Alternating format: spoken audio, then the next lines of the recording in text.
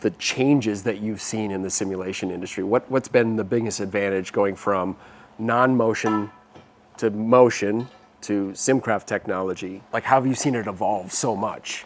Like, what's been the biggest technological change that you've seen? It's very much like beads on a necklace, right? So you put all these beads on a necklace, and when you're done, you pull it all together and you have this beautiful necklace. And it's the same thing here. You couldn't do one thing without the other. So developing good pedal technology, developing good steering technology, whether you call it bass or that kick in the butt that you get from that vibration, it's much needed. So when you sit in a race car and you fire it up, just sitting, even before you move, you have that vibration that's going on in the car. If it's a old V8, it's or if it's a twin turbo V6, that vibration is critical.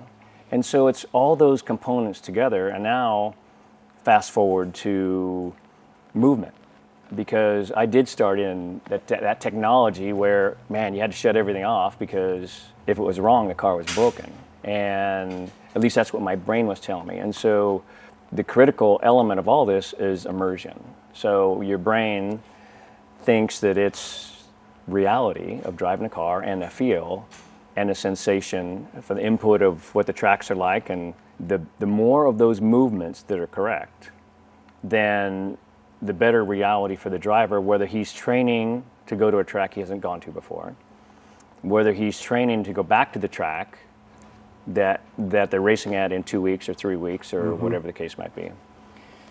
All those pieces come together with this continual move of technology that we're developing here.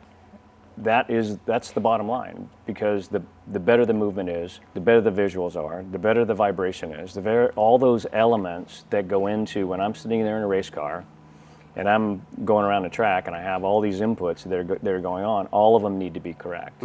And that's the continual effort that we're making here to get that level, and we're not stopping. I mean, we're continually pushing that envelope, and coming here today, I think is going to be great for our customers as well, because developing some of those basic platforms, basic setups, basic feels, now we can give that to our customer and say, hey, Scott developed this, helped develop this on Daytona or Watkins Glen or Nürburgring. Right.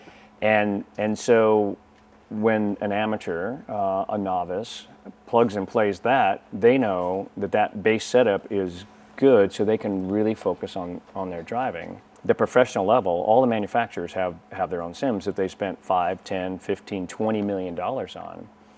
But for your gentleman drivers, for your up and coming young talent, for drivers that want to get back and just do a little driving like myself, maybe a retired guy, or maybe somebody that wants to stay sharp but just doesn't have a ride that year. Right. There is no other way to do it than simulation, because if you can afford to go to the track, then you'll probably be running a team of your own.